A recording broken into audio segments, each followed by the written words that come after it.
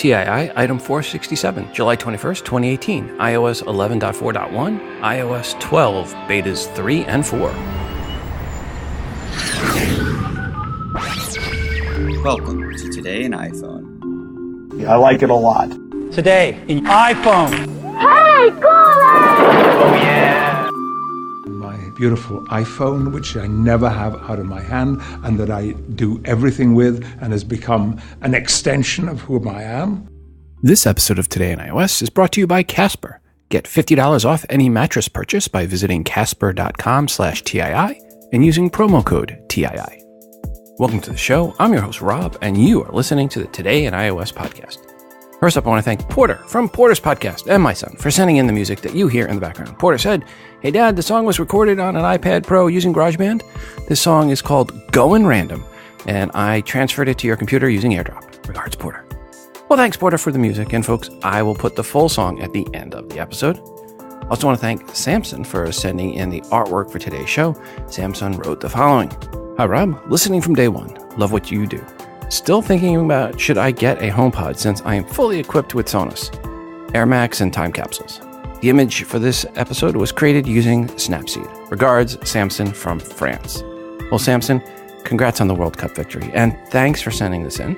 Folks, you can see this artwork in the free TI app via the bonus button for episode 467, or at instagram.com/todayios, and also at facebook.com/todayios.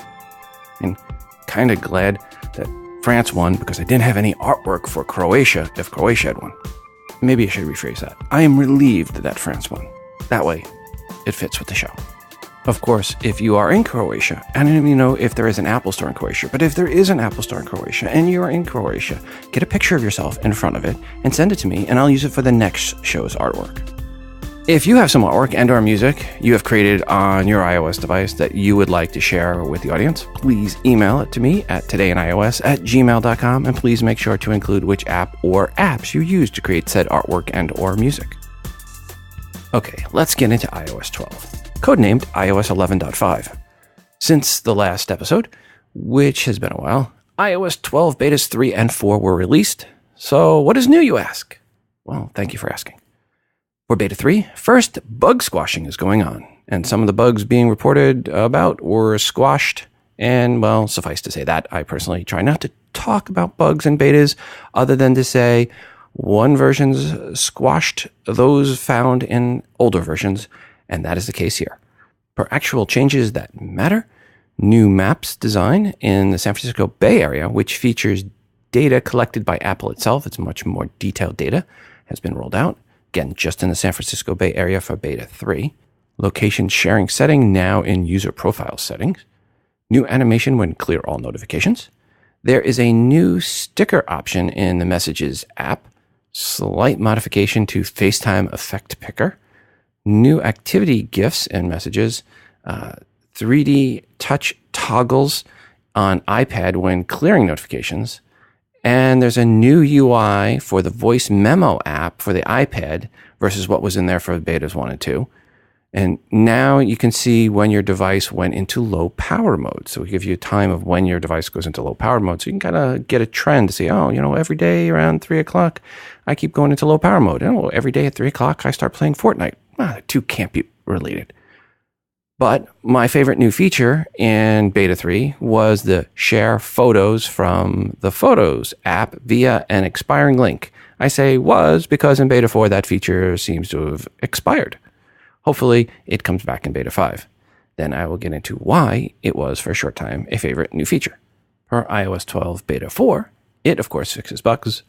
Remember folks, beta equals bugs. Beta equals bugs. I think I need to get a t-shirt that right on the front, it says beta equals bugs with the beta symbol for beta. Okay, moving beyond bugs, new features in Beta 4 include, in the cellular data usage screen, it now sorts the apps by usage. Previously, it was alphabetically.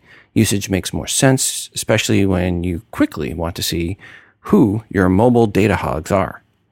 There are some update memojis, which, color me excited. I just don't even like saying memojis or animojis for that matter. They also added even more activity stickers in the Messages app. Beta 4 also expanded the updated Apple Maps experience to all of Northern California. Into the email bag we go. Dear Rob, hope you are well. I know you are running iOS 12 beta, hence my directing this question to you. I can't quite recall if this question has already been addressed in an episode of TI, but I was wondering if you could tell me where to find the settings that allow me to prevent deletion of my apps from my iPhone. On iOS 11.x, one could change the settings to ensure that your 4-year-old doesn't accidentally delete your important apps. It happened to my wife before. It's happened to all of us with kids, Tosin. I can't seem to find that setting anymore in the Settings app. Would appreciate your help, as I know you dissect the Settings app usually after an update. Thanks for all you do, Tosin UK. Hi, Tosin. In iOS 12 Beta 4, it can be found by going to Settings, then Screen Time, then Content and Privacy Restrictions, then enter your passcode, then iTunes and App Store purchases, then deleting apps, and then you toggle that to Don't Allow. Gee, why could you not find it? Hello, Captain Obvious. Yeah, I love when Apple hides things so many layers down that you need basically mining equipment to find it. I see people out there running speed tests of iOS 11.4.1 or the latest iOS 11s, previous to that, versus iOS 12 beta 4 or other betas. Stop. Don't do that. iOS 12 is not optimized fully yet. It is still a beta. And folks, don't waste your time watching these speed test videos either. The real test will come when iOS 12 Gold Master is released. That is when you want to actually do the comparison. One feature I have seen mentioned a few times as a favorite new iOS 12 beta feature is autofill of two-factor authentication. Essentially, this means when you receive a message with the code to type in for two-factor authentication, now that code will autofill from the message into where you need it to enter it. No more having to switch apps and copy a code and switch back, or worse yet, try to memorize a code and then enter it wrong and then have to start all over. So yes, I can see why people that have security high on their minds and have to do two-factor authentication would really like that feature. I'm going to get into a few pieces of voice feedback here about iOS 12 and what folks' thoughts on it are. Hey Rob, this is Justin from Pennsylvania. I'm calling because I've been running the public beta since it came out, and I'd say I agree there's not a ton of features, but for a beta it's running really smooth, and I feel like it's running really well on my phone. I'm very happy with it so far. I mean, I think everyone's favorite feature is going to be Siri shortcuts. It's not quite fully baked into the beta yet, but probably my favorite feature so far is you can go into Siri app and go into Siri shortcuts, and any website you search, you can select that website and then record a Siri command to go to that website. Which I really enjoy for when you find a good recipe online or something, you can make that recipe name to that website, and it'll bring it right up. I've tried it a few times on a couple different websites, and it's nice because sometimes it's hard to find bookmarks or whatever. This is a real quick way to just pull it up and look at it real fast. You don't have to worry about what was the name of that recipe or anything like that. I think it's cool for stuff like that. There's not a whole lot you can do. You can make workflows on the workflow app and then set Siri commands for them. So there's sort of not the fully baked Siri shortcut in there, but you can do that in the beta. It works pretty cool. I can't wait till when you can really dig in and start making some crazy shortcuts with the fully baked app. Right now, you can still do quite a bit with it, and it's pretty cool. So that's definitely my favorite feature. I'm sure it's probably everyone's favorite feature. I hope everyone who's beta testing it's going good, and so far I could say it's one of the most stable betas I've ever ran. So I'm very happy with that. Thank you very much, Rob. Have a great day. Bye. Hey, Rob. My favorite feature is ringtone, believe it or not, because I can get work done. And yes, I have the iOS 12 on my phone, and it's very, very, very, very stable. Bye. Rob, love the show. Occasionally call in. I was going to say I did the iOS 12 beta. Works great. So much better than 11. I know there's not the big change, but it's so much smoother. Everything actually works now. I put it on my main work phone, no backup. I mean, I went all in, bro. So, period. You should do the same. Thanks, Justin, Win, and Bro, for your feedback. And yes, as I said, iOS 12 betas, the first 4, have been so much more stable than any past no-dot betas. That said, beta equals bug, beta equals bug. Remember that, please. You may find an app you must use for work is not working as needed. So, if your iOS device is a work device, you may want to think long and hard before updating to any betas ever. Even iOS 12, as it does appear to be really stable, even with iOS 12, it's still a beta. I think probably one of the biggest ironies here is iOS 12 of all the no-dot betas has been the most stable. It's also the one with the least reason to actually upgrade. So, yes, it's stable, but there's not a compelling reason to actually want to upgrade to it. At least that is compared to past updates. And I want to preface this again. When I joke around saying codenamed iOS 11.5, there's two things to take out of that. One, this isn't the drastic change we've seen in past no-dot updates in the instability. Like iOS 11 was horrible. I mean, let's just face it. iOS 11.0.x, any of them were just bad. It wasn't until we got to 11.1 that it was actually a good, stable, usable environment. So going from 11.4 to 11.5 is not a bad thing from that perspective. And as we said early on in the year, when rumors started rolling out that there weren't going to be a lot of new features, which turned out to be true, and that Apple was going to focus on stability and speed performance, well, that turned out to be true, and that's a good thing. So out of all of this, yes, I joke around, call it 11.5, but 12, iOS 12, as Apple's calling it officially, it's stable. That's the whole reason behind it is stable. So for the betas to be stable, that's good. Hopefully, when this rolls out here as Gold Master in September, we're going to hear a lot less reports about issues. I'll be able to tell you to release the hounds a lot sooner. So to me, this overall is a good thing. Sure, I'd like a few extra little bells and whistles, but we're 12 in. So it's nice just to get stability and speed improvements, hopefully, when it goes to Gold Master. And in addition to the 2 new betas for iOS 12, there was also new betas for watchOS 5, betas 3 and 4 as well. With beta 3, the Raise to Speak feature is available. In the Settings app, go to General, then Siri, and then toggle it on. Once done, you can activate Siri without needing to say, "Hey Siri." The secret, they say, to get it to work best is to hold it very close to your mouth. Yeah, if I had a nickel for every time I fell for that line. Some other changes for beta 3. Time travel removed from search in Watch app. Watch app now only features Siri Watch Face in the gallery, and the Watch app shows third-party apps that use Siri Watch Face. For watchOS 5 Beta 4, the changes include the walkie-talkie icon on the app watch face being no longer persistent.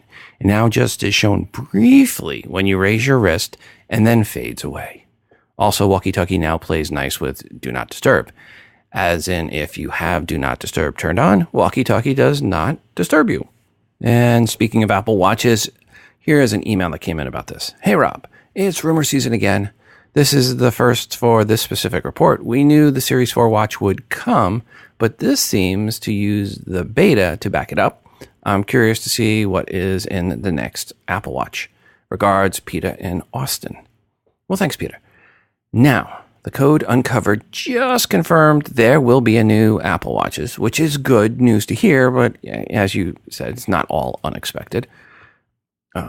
Rumors, though, lately on the Apple Watch Series 4 seem to be settling in on a new, slightly larger usable display overall.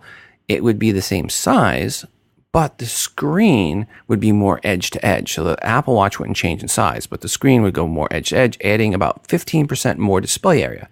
And more is good, especially if it does not change the overall size of the Apple Watch. Other rumors on the Apple Watch Series 4 have to do with the health monitoring features, with speculation being an EKG meter for measuring heart rhythms and or a blood glucose monitor and or improved sleeping technology tracker. That latter one really needs to be improved to be able to monitor my sleep when it's on the charger each night in another part of the house. Just saying. And rounding out the beta updates, tvOS 12 betas 3 and 4 were released this month, with beta 3 bringing the following changes. Tap to see screensaver location now works on passing downtown Los Angeles, but not on others. And that seemed to be it for beta 3. So on to tvOS beta 4 we do go, and bug fixes and optimizations all I got. Hi Rob, it's Kim from Salem, Oregon.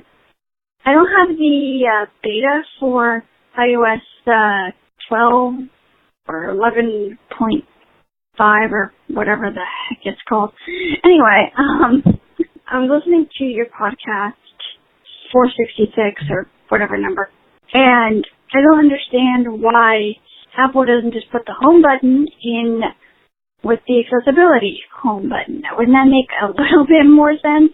I mean, they're moving around all those other settings. Why not just move that one? Because it makes no sense to have the home button above accessibility for controlling haptic feedback and all that stuff, and just have it do that, and that's it. When, seriously, when you say Siri, open home settings, it would probably open the haptic one and not the one you want, which is one of the accessibilities. So, seriously, Apple, come on, could you just make things a little bit easier for us?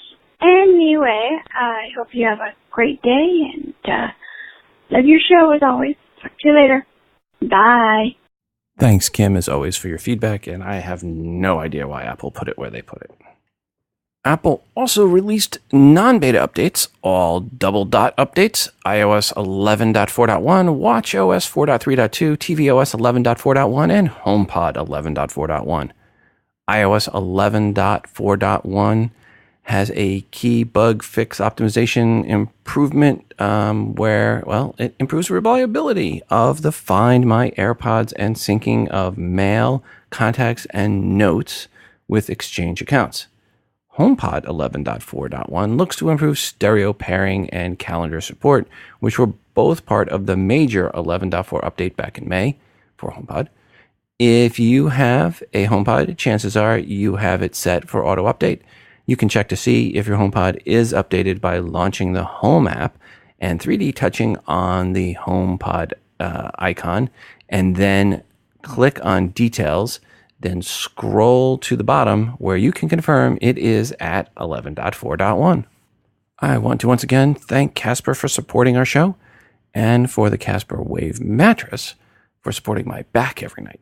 This is no joke. With our last mattress, if I sat up in the bed just for an hour watching television, my back would hurt when I got up. I mean, I'd get up and the wife's going, "You okay?" But with the Wave mattress, that is no longer the case, and it helps my back out even more when sleeping. We have the original Casper in my oldest son's room and the new Casper Wave in mine and the wife's bedroom. Casper also has the Essential mattress. They have 3 different to choose from. They also offer sizes from twin to California kings with a great price. And with Casper, you can be sure of your purchase with Casper's 100-night risk-free sleep on it trial. You don't like it, you get your money back, and they come and pick it up and donate it to charity. If you go to casper.com/TII and use promo code TII, you'll save $50 towards any mattress purchase. Terms and conditions apply. You order online, and it is delivered right to your door, so no need to go out in the heat to get it either. They are able to offer affordable prices because Casper cuts out the middleman and sells directly to you. With delivery right now for the US and Canada, and it is free delivery. Once said mattress is delivered, it is in a squarish box, and you think, no way is there a mattress in there. But you cut it open, and the package and mattress opens up and expands the form. It's really amazing. You can just Google Casper mattress unboxing to see some good videos out there. Again, to save $50 on a mattress, go to casper.com/TII and use promo code TII, all lowercase on the promo code. Again, casper.com/TII, promo code TII to save $50 on select mattresses.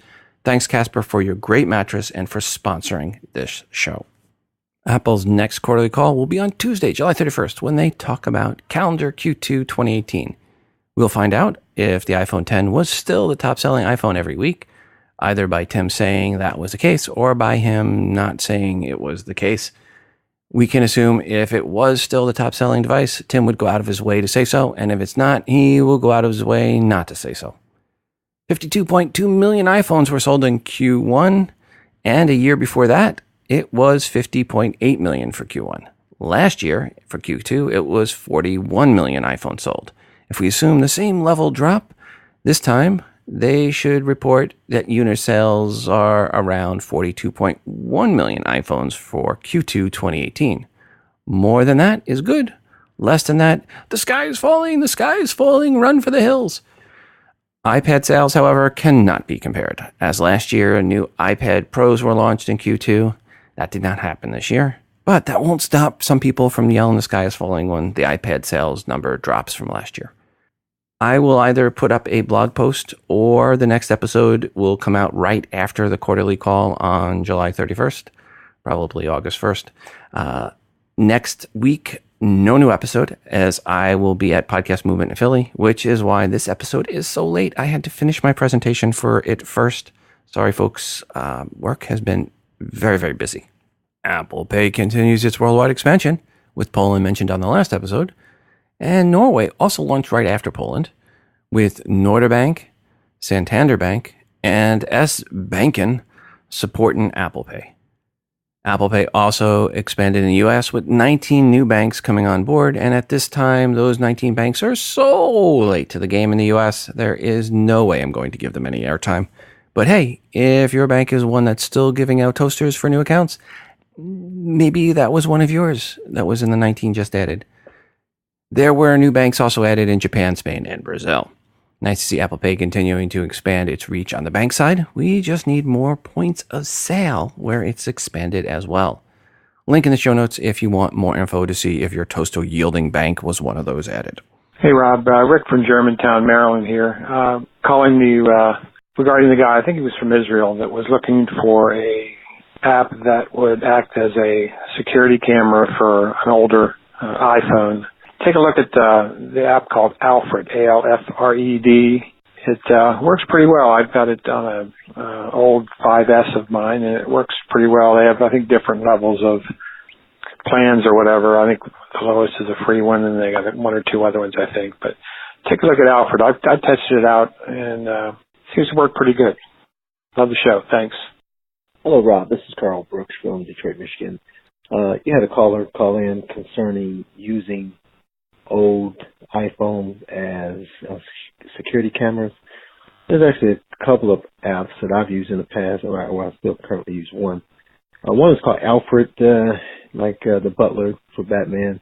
And that one, for free, is a little lower quality. The one I prefer and I use to this date is called AtHome. And there's actually two apps.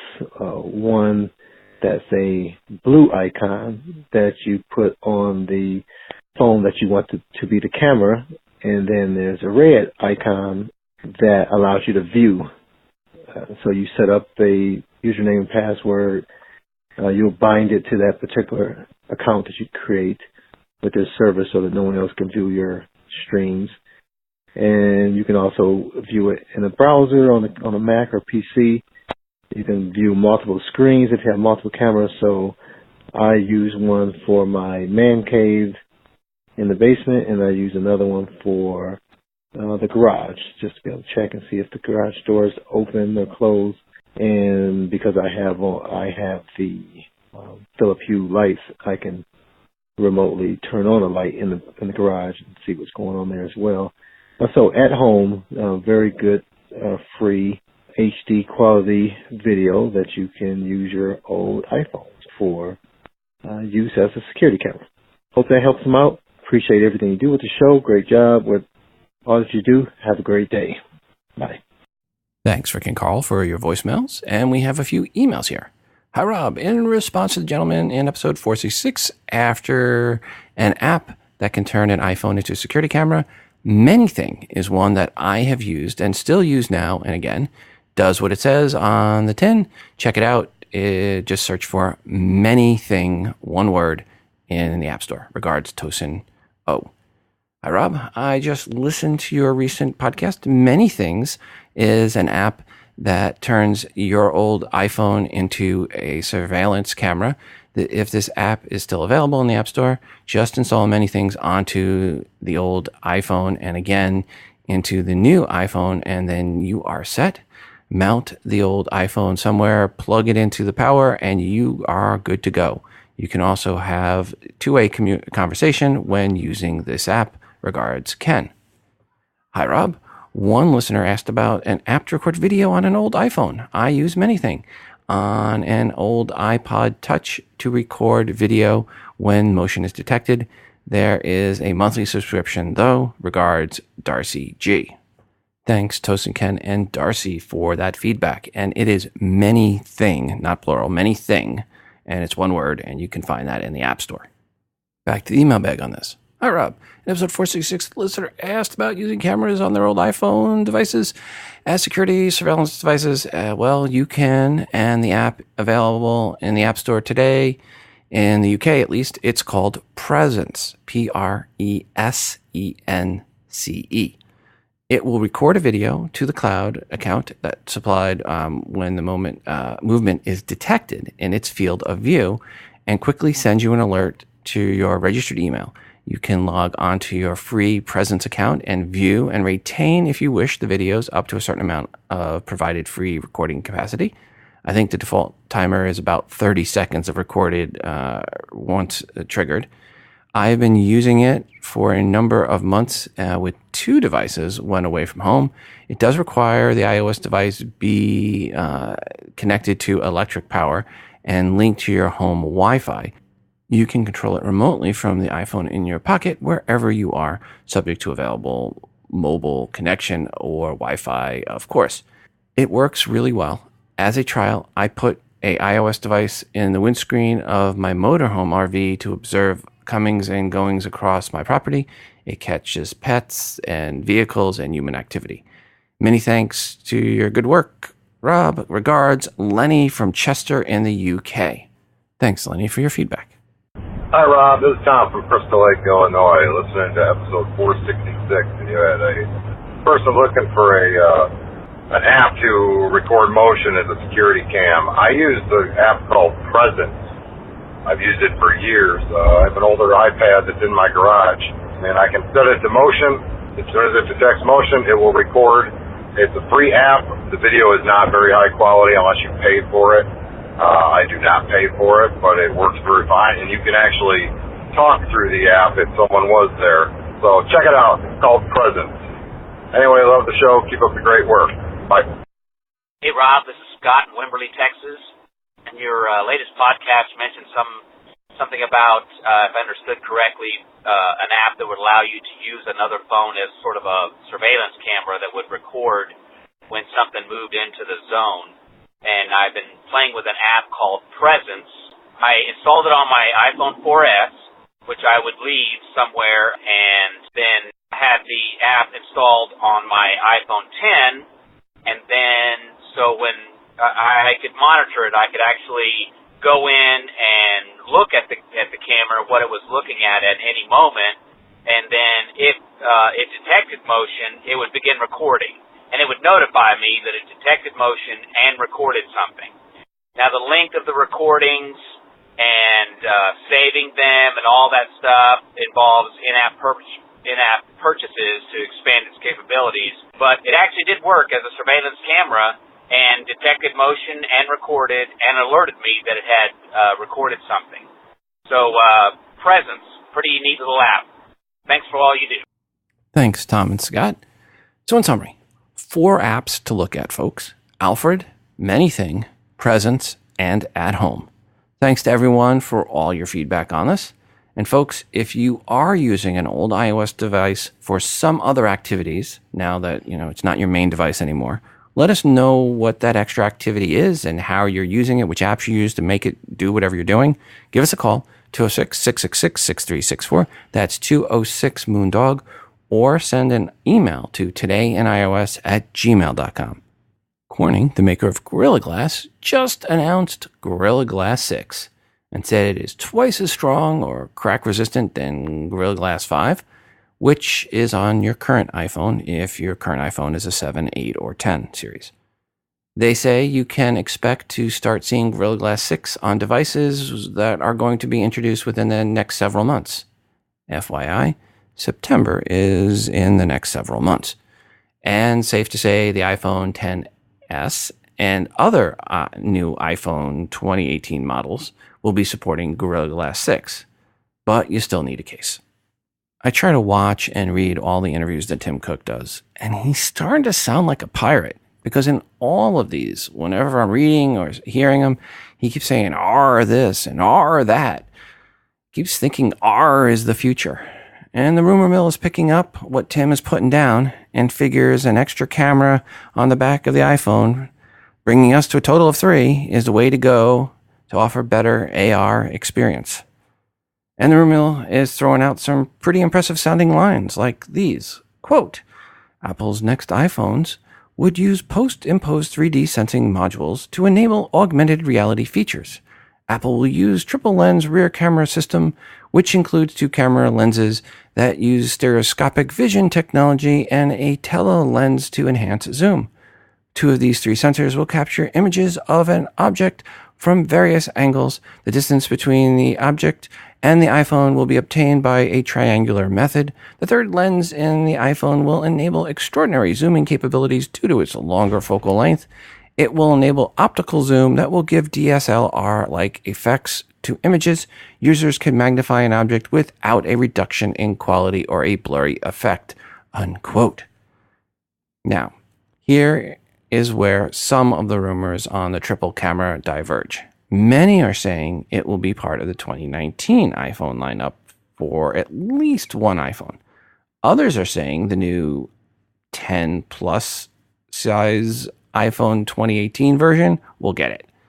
Per the iPhone 2018 versions, one thing that seems to have been consistent in the rumor mill since November is that in 2018 there would be 3 different new iPhones, a 5.8-inch OLED upgrade to the iPhone 10.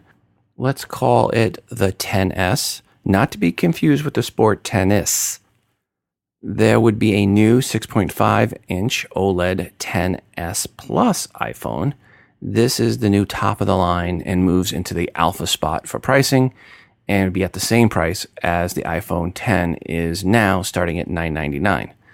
The iPhone 10s, by the way, would then start at $899. Then the 3rd version would be a 6.1-inch LCD iPhone. This would be the lower cost version of the 3. Let's just call it the iPhone 9, and it would be meant to be an upgrade from the iPhone 8. It might have the A12 processor, or it might have the A11 processor. Some benchmark test results have surfaced for a new iPhone, and that kind of leans toward it being an A11 processor in the iPhone 9. All 3 would be sans the home button and use Face ID to unlock. All would be like the iPhone 10 edge to edge with ears at the top, or call it a notch if you're one of those half to empty type personalities. While minor details have changed since November, the major ones, screen sizes and edge to edge, have not. Per the iPhone 10s at 6 Plus, that is the 6.5-inch version, this is one I have felt was coming ever since I received my iPhone 10 and opened the Mail app and I turned it 90 degrees and realized it did not split the screen like the iPhone Plus series do. And that meant to me that the iPhone 10 was really an upgrade to the 6 and 7 series and not an upgrade to the 6 Plus and 7 Plus series. This year, I think all of you that stayed at the 7 Plus or 6S Plus phones and did not upgrade will be very happy you waited, because the 10s Plus will be the phone you are looking for. Just slightly larger on the outside, but significantly more real estate on the inside, kind of like the TARDIS of iPhones. And hopefully, Apple will give it enhanced split screen features, bringing it closer to iPad functionality in that respect. Other rumors have the new iPhone 10s and 10s Plus both having 4 gigs of RAM and using 128 kilobyte L1 instruction and data cache. This would be an upgrade from the 4x from the current 32 gigabyte L1 caches and would result in faster all-around performance. The A11 iPhones already are faster than the comp, going to the A12 processor, which at a min would be the 10s and the 10s Plus. We would really destroy the comp in all those benchmark tests. And some benchmark tests show an A11 chipped new iPhone with L1 cache of 128K, and that did improve test results. That unit also had 4 gig of RAM, and likely is the iPhone 9. There would be a slight bump up in the processor speed to 2.5 gig, but battery efficiency would be even better with the A12, and for the XS Plus, battery life would be better than the 8 Plus, with battery life going to at least 25 hours of talk time versus the current 21 hours of talk time. I'd speculated in the presentation did recently to the KFest that it would go to 30 hours of talk time, but I'm rethinking that as the screen is getting larger, but the space for the battery is really not versus the 8 Plus. So let's go with 25 hours of talk time as a min for the XS Plus. So looking at all of these items and the addition of the new iPhone SE2, which is overdue, I see the iPhones for sale, the lineup looking like this come the fall. An SE2, a 7, 7 Plus, an 8, an 8 Plus, a 9, an XS, and an XS Plus. Okay, I'm sure Apple doesn't want me to call it XS and XS Plus. Let's just call it the XS and the XS Plus again. Okay, with intro being $349 pricing for the SE2, and $449 for the 7, $549 for the 7 Plus, $599 for the 8, $699 for the 8 Plus, $799 for the 9, $899 for the XS, and $999 for the XS Plus. The SE2, the 7, and the 7 Plus would come in at 32 gig on the low and 128 gig on the high versions. The rest would be 64 gig of RAM storage and 256 gig of storage for the bottom and top versions. There'd be a $100 adder for the 128 gig versions and a $150 adder for the 256 gig versions. When you look at that new pricing matrix for 2018, it makes a lot more sense and fills in a gap that is in the current pricing matrix between the 8 Plus and the 10 pricing. I put up a blog post at todayinios.com, which is in between episodes 466 and 467, which shows both the pricing matrix I just mentioned for the fall of 2018 versus the fall of 2017 pricing. When you see the new pricing matrix for the fall of 2018, you'll see it makes a lot more sense and flows better and looks better than the current pricing matrix. Does that mean it is what Apple will do? No, not at all. But it sure makes sense. And I would guess more than a few blog posts out there will pick up on this and do their own, quote, inside sources told them posts in the next few weeks. And once again, when you look at the rumors out there on what will be released and think about pricing, it does all make kind of sense. And speaking of making sense, let's look at when the iPhone event will be in the fall. Well, September, of course, and it'll be early in September, which technically is summer, but I digress. Last year, it was on Tuesday, September 12th. So let's say an inside source with knowledge of the event that does not want to be named told us this year it'll be September 11th. Well, except September 11th is a bad date for a lot of reasons, PR-wise. And it is also the day after Rosh Hashanah. So let's say the said source actually said Wednesday, September 12th. And pre-orders starting on 12:01 a.m. Friday, September 14th, with the new iPhones launching and being delivered on Friday, September 21st. So there you go. September 12th event, pre-order September 14th at 12:01 a.m., and launch September 21st for the new iPhones. This all according to a person in the know, codenamed Apple Calendar, or AC for short. A couple more rumors here to add in, and this is for the 2018 iPhones. The iPhones would come in new colors. The XS and the XS Plus would come in black, white, and a new over-the-top gold. And the iPhone 9 would come in space gray, white, blue, red, and orange. Yeah, okay. Don't get that orange part. Some other rumors out there say the iPhone 9 would actually be an OLED design. I think the rumors about it being LCD and being lower priced than the XS make more sense.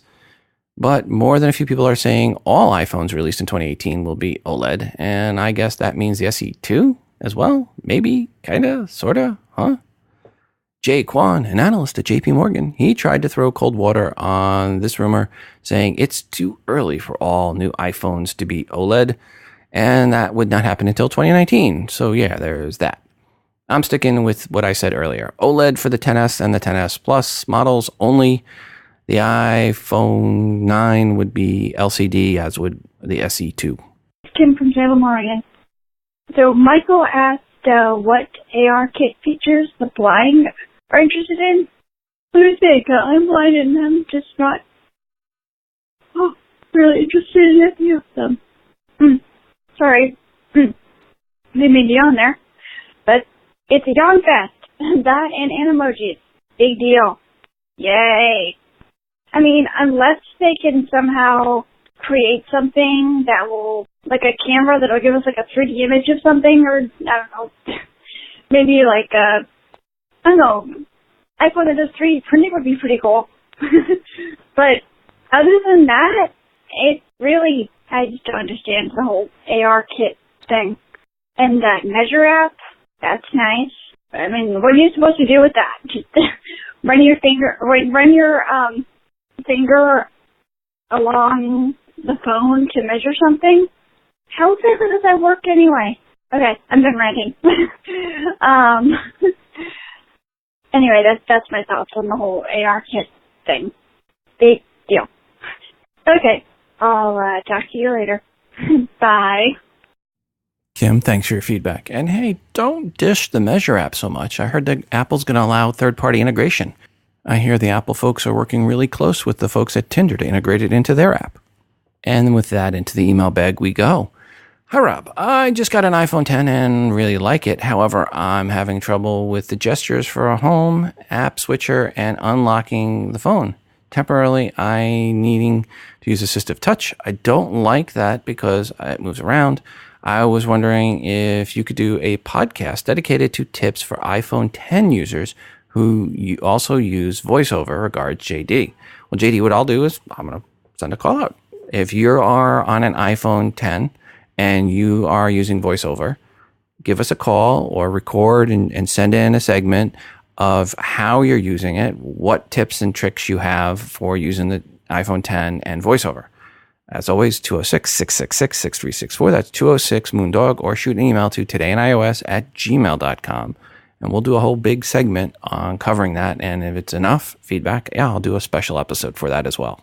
Hi, Rob. A few episodes ago, you mentioned you had hoped Apple would open up access to NFC. I stayed at a Marriott in Washington, D.C. a few weeks ago and used my iPhone 8 to unlock my room. In fact, I didn't even have to check in physically at the desk. I just used the Marriott app to check in and receive my room assignment. I don't know if this was using NFC, whatever it was great. Regards, Stu in Minneapolis.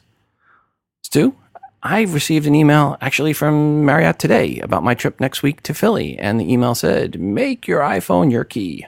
Here's how. 1, download the app and sign in or join Marriott Rewards. 2, check in for your upcoming stay. 3, select mobile key to unlock your door with your phone. We had reported in the past about select partners being given access, and Marriott is obviously a select partner. Guess some VIPs at Apple must stay at Marriott's and wanted to use their phones as a key. It's good to know someone. Can you stop time? Every time I tried it, Eliza and Hal kept fading from the photos.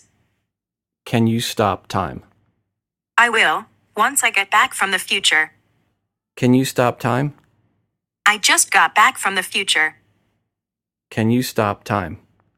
The future is now. No, now. No, now. Can you stop time?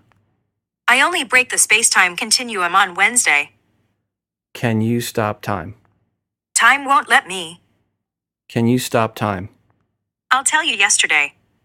Thanks again to Casper for their support of TII. If you go to casper.com/TII and use promo code TII, all lowercase, you will save $50 off a mattress shipped right to your door. Again, go to casper.com/TII and use promo code TII. And before we go today, I want to remind you to send in your feedback to the show, 206-666-6364. That's 206-MOONDOG, or record your feedback and email to the show at todayinios@gmail.com. The feedback can be a question or comment for something someone said on this episode, or it can be a question or rant you have about something else. An app, a product review, good or bad, as long as it's iOS related, it is welcomed. I'm always looking for new artwork to feature that you created on an iOS device. Just put some TII branding on it and send it in. And of course, we're always looking for more music created on an iOS device to play on the show. This is your show, and your feedback is greatly desired. Also, don't forget to check out the moderated Google Plus community by going to todayinios.com/community. Quick reminder, if you are an app dev or an iBook author, email me if you want your app or iBook featured in the promo giveaway segment for free. We just need 5 promo codes or more to give away. Simply email me at todayinios@gmail.com, and please include a 60-second or less audio review of your app or iBook, indicating you are the dev or the author in that. Also, when you send in the promo codes, please make sure to let me know when they expire. Finally, check out the TII app, which is free to you. Search for TII in the iTunes App Store. It is the best way to consume the show and to get push notifications each time a new episode of TII is released. It is fully voiceover friendly, of course. Please go right now and download the TII app or get the update. Until the next time, I'm your host, Rob, reminding you to phone different. This show is hosted on Libsyn.com and part of the Wizard Media Network. If you are looking for hosting, go to Libsyn.com. That's Libsyn.com for hosting for your podcast and for creation of your own smartphone app. The Today in iOS podcast can also be found on the free Stitcher radio app. Just search for TII.